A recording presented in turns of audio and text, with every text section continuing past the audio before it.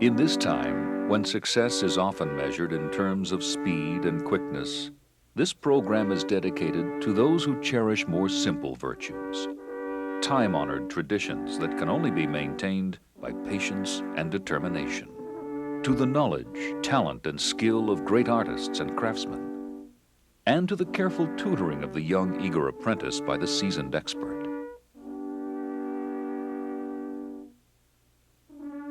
All this so that we may enjoy the great beauty that comes forth from these virtues. It is a story as old as man's first presence in these mountains, of craft and skill, patience and determination, handed down generation to generation. This story begins in the hearts of the people, for they take great pride in their traditions, which they value as much as life itself.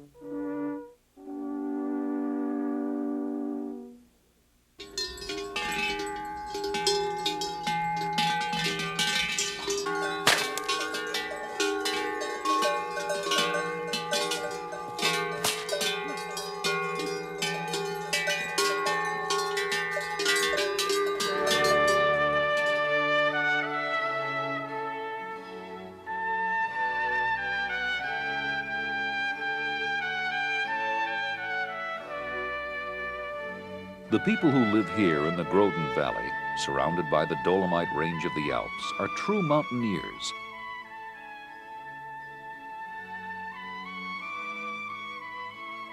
They are fiercely proud of their South Tyrolean traditions. Among the most important of these is the carving of wood. And today this tradition lives on as it has for so much of history.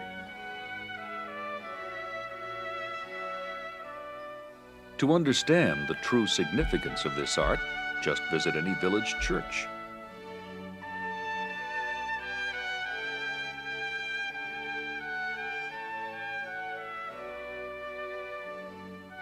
Linger for an afternoon in a museum.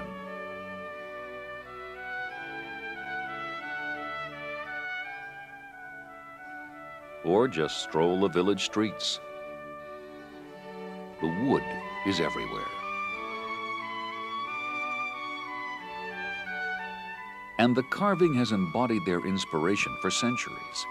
It is their personal medium of expression. In this valley, they have nurtured and preserved these remarkable skills the only way possible, by passing them on from father to son, mother to daughter.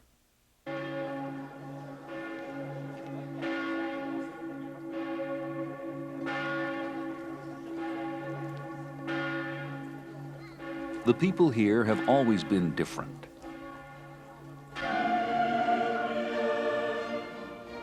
Deeply religious, they are isolated by the mountains from the rest of Europe, seasoned by the rigors of outdoor life.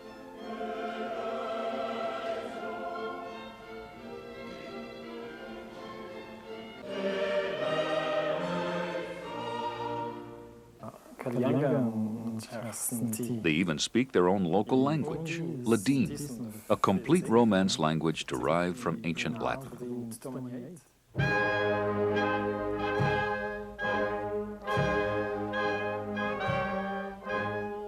Until World War I, the region was a part of the Austrian Empire. It is now a part of Italy. But the central government, recognizing the unique and highly valued heritage of the area, has allowed it to retain its traditional independent character.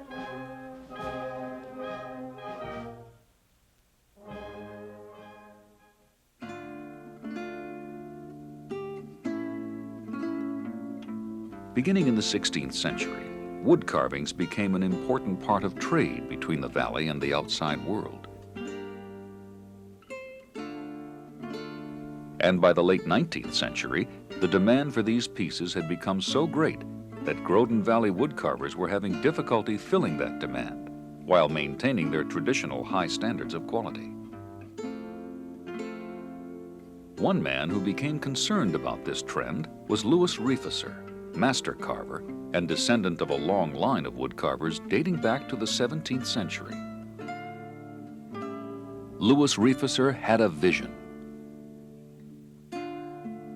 He wanted to find a way to continue sharing the great wood carving heritage of Grodin with art lovers around the world, but without compromising the region's tradition for excellence. He shared this vision with his son Anton, and the two began a quest that continues to this day. In 1912, Anton Riffesser formally established the House of Anri. He had created the name by using the first two letters of his first and last names, A.N. for Anton and R.I. for Riffesser. Despite a 6-year interruption during World War I, he went about setting up an entirely new approach to wood carving. Up to that time, most wood carving had been done in traditional valley homes like these. But Anton hired the very best of the local wood carvers and craftsmen to produce their work in Anri's own workshops under the personal direction of the Riffesser family. Anton also had these craftsmen reproduce his original designs in very limited quantities. Eventually, apprentices were taken on to assure the continuity of this process as it passed to the next generation. And so it was that Louis Riffesser's vision came to be. A family business that could guarantee the highest standards of Grodin Valley craftsmanship without compromise. The family tradition was carried on by Anton's own son, Tony Jr. He built a worldwide network of collectors and dealers who bought and sold Anri's wood carvings. And he introduced new themes and motifs to the carvings themselves. The Anri reputation prospered.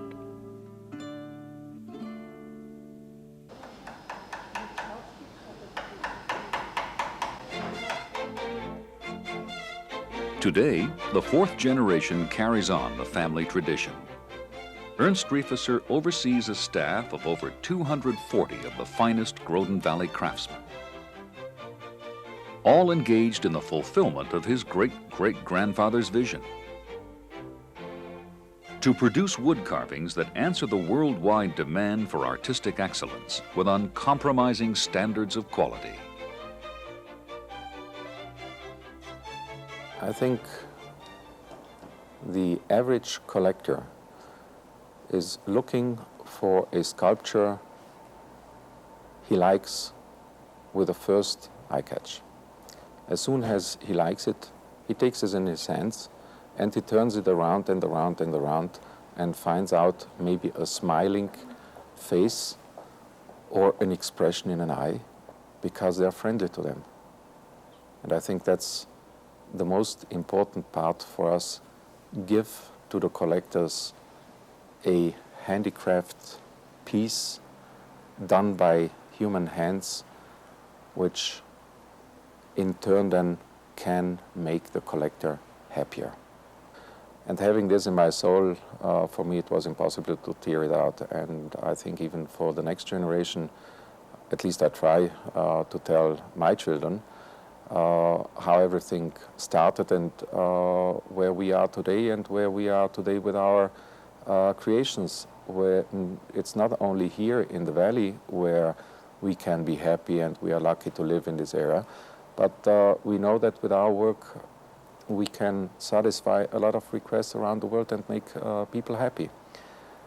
I think the main thing that Anri has done in the past years was to find the best modelers or creators of models, and our little secret is to be able to reproduce artwork from famous artists. In the past years we were able to approach really good recognized artists to have this reproduced, but also these artists, they are requiring a certain quality that reproductions are like their own models. And naturally the work involved producing quality means time involved, means naturally the capability of the artisans.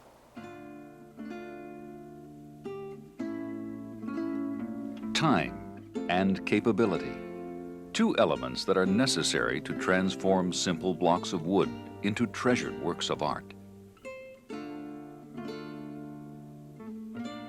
two elements that are plentiful here in this enchanting valley.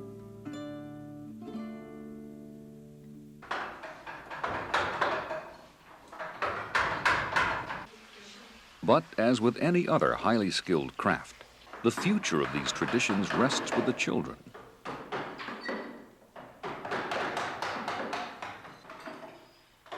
Although the desire to carve and paint is nurtured early in the home, today's Anri carvers and artisans are more formally trained. Many attend the village art school, which is located just across the road from the Anri workshop. Here, the time-honored skills are preserved by matching raw talent with patience, practice, and hard work.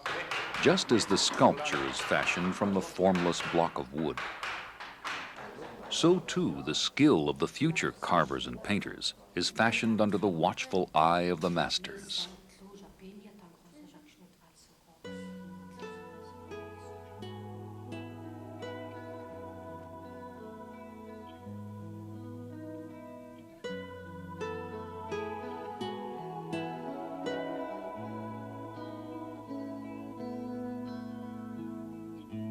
Long before a steel chisel ever touches wood, the process of creating an Anri work of art begins high up in the Alps. Only the most select, flawless, fine-grained woods will be accepted, and choosing just the right tree from the multitude that line these mountainsides is in itself an art. They are picked expressly for the type of carving to be done, and felled in the cool weather to assure the wood has a pure white color. The right trees are at least 80 to 100 years old. Among them are Sembra pine for its tender, fragrant, and gnarled character, and alpine maple, clean, hard, and lightly veined.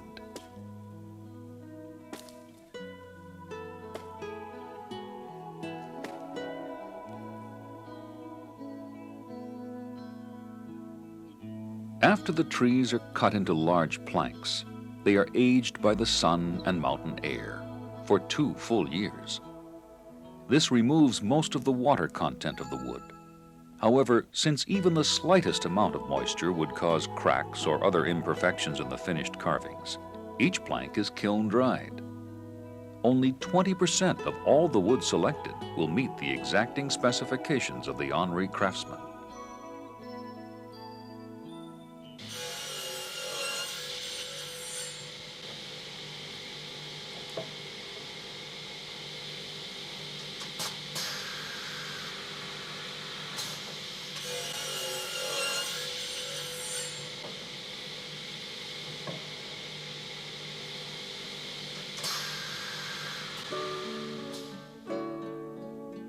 The inspiration that will transform these rough-sawn blocks of wood into finished works of art flows from many different sources.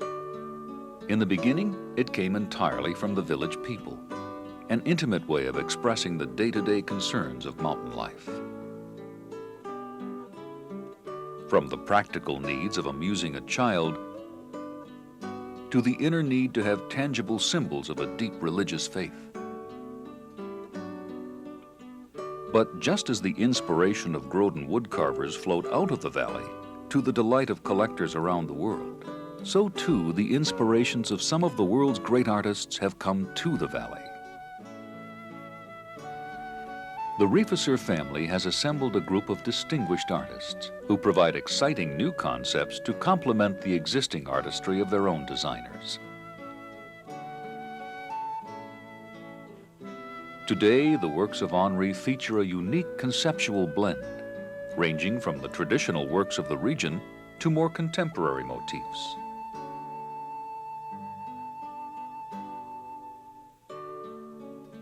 For example, the bright and innocent interpretation of a world seen through the eyes of a child. These highly popular drawings and paintings by Juan Ferrandis Castells of Spain are brought to three-dimensional life by the House of Anri.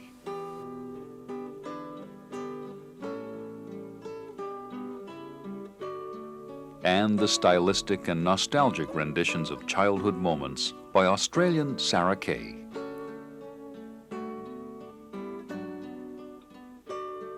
And one of the oldest traditions of this valley is the creation of wooden dolls.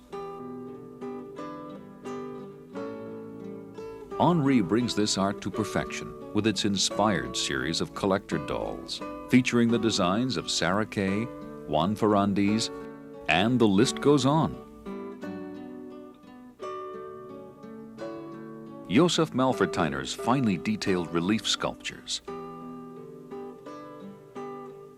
And of course, Anri's own Ulrich Bernardi, a native of Groden and a master carver known throughout Europe for his religious interpretations and insightful renditions of his own countrymen.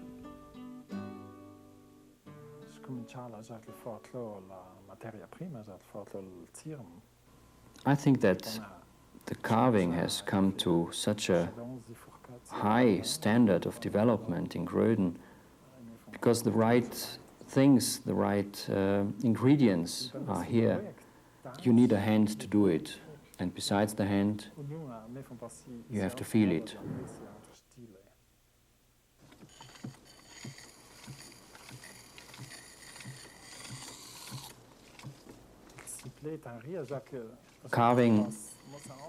To carve wood is not so difficult, but it's a whole process. It has to start in the head, then it goes down through the heart, into your hands, and finally into the wood.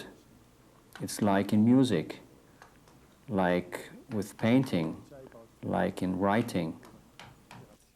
I like to do religious and non-religious carvings.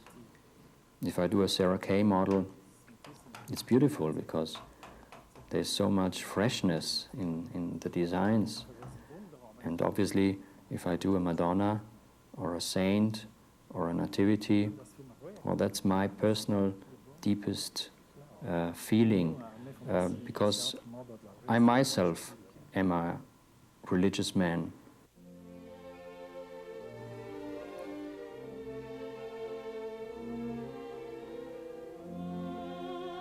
Religion has provided a deep source of inspiration for Anri wood carvings. And of course, one of the most popular symbols of religious faith around the world is the Nativity. The depiction of the classic Christmas scene is an international tradition passed down through the centuries. The woodcarvers of Groden have given it their own distinctive touch. From basic carvings representing the Holy Family, the wise men, the shepherds and animals, to a delightful array of farmers, children, servants, and other figures, Anri's diverse stylistic interpretations have appealed to so many different artistic tastes all around the world. The Ferrandi's themes of gentleness and joy add a highly stylistic approach. Contrasting that motif is the very European interpretation of Karl Kualt.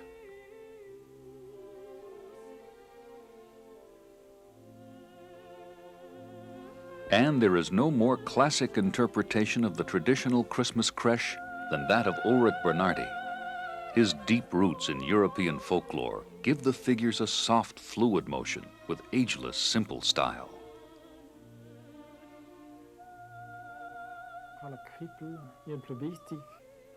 When I do a nativity, I know that all the figurines have to concentrate towards one center, and this center is the child. The main importance lies for me in the joy that every figurine has to carry, and we all have to see that joy because there is a child which has been born, and everybody, the shepherds, the kings, everybody goes there and carries that joy with him. The inspiration, you have to feel that. You have to feel that spirit.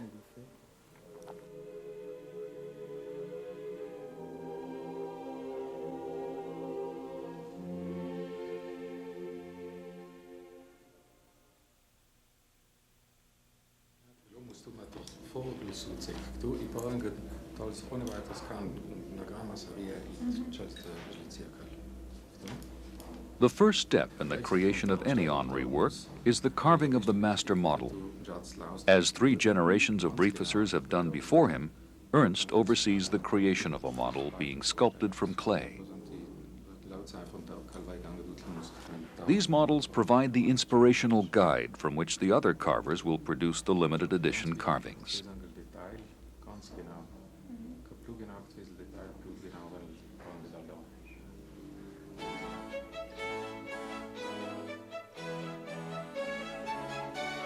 On the porch of his home, just steps from the Anri workshop, master carver Emmerich Musner creates a master carving from a painting by Juan Ferrandis.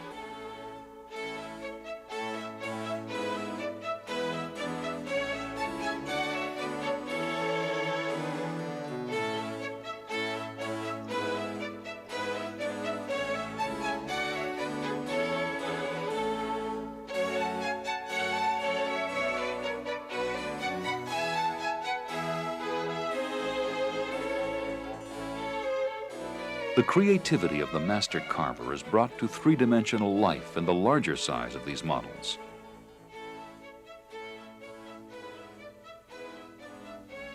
This assures that the next generation of carvings will embody every nuance intended by the artist.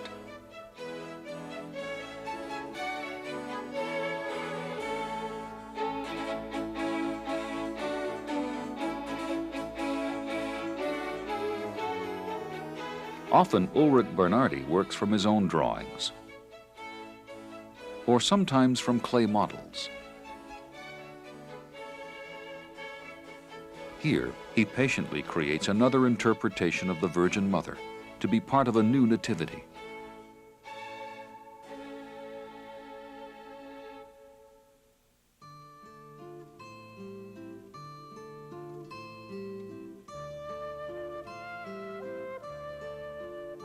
In the shops, bathed by the natural mountain light, these master models are transformed into the prized Anri carvings so well known around the world.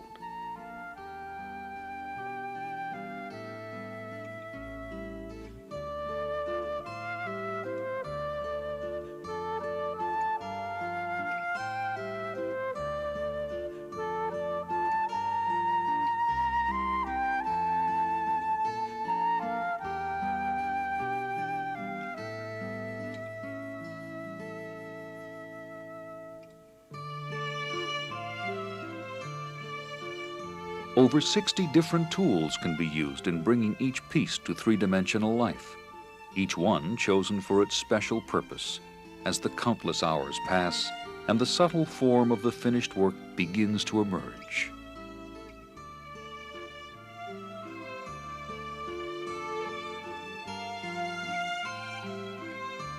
Chisels and knives in so many different sizes and configurations are used to shape the wood.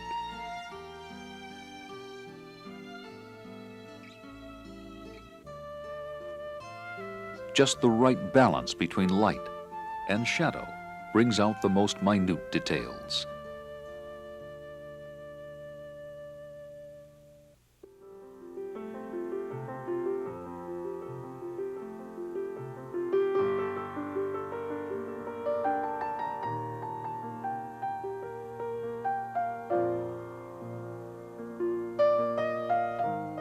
As with the carving, this work is done under the watchful direction of a master painter. They have carefully worked out the colors and the many steps to be followed in painting each piece. Paint is applied in stages to give each layer of pastel color sufficient time to dry. Since this requires a minimum of 2 days per layer, a complicated piece may take more than a month to complete. Only very special transparent oil colors and wood stains are used. These allow the natural grain and unique character of the wood to shine through. For some pieces, paint is applied and then wiped off delicately with a clean cloth or brush so that the natural grain can be seen more clearly. This is done mainly to accent certain features. Others are fully painted. and in some instances gilded in the traditional style of the region, dating back to the Middle Ages. This is another of the ancient crafts passed down through the generations by Groden Valley artisans. As each piece is completed, a final quality inspection is made to once again assure perfection. Only then can the quality seal be affixed.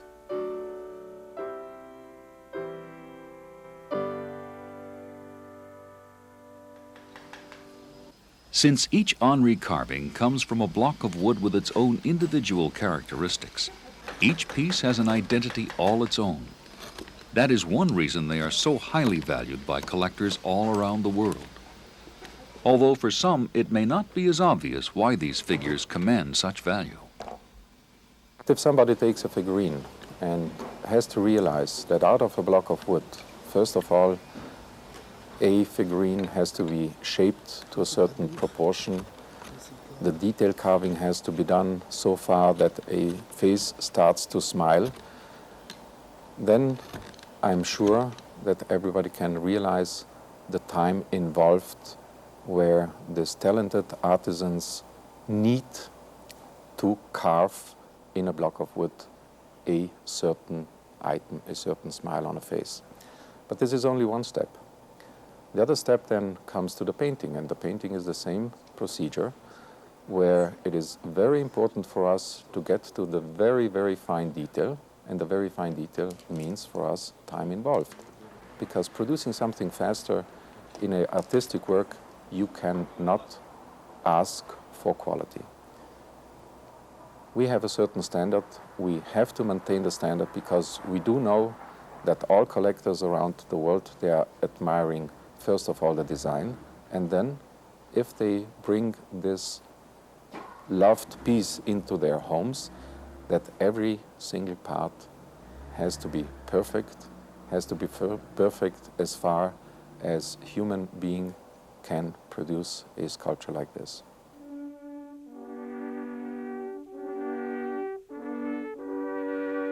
Anri collectors know that each piece they acquire is in itself unique.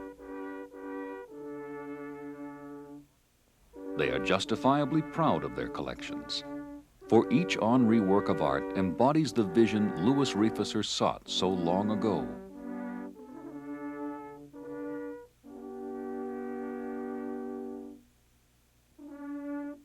Worldwide recognition of the value in Anri carvings continues to swell the ranks of collectors. In fact, in the United States, Club Anri was founded to provide dedicated collectors an opportunity to learn more about Anri and its Groden Valley traditions. The members of this society are true connoisseurs of Anri art.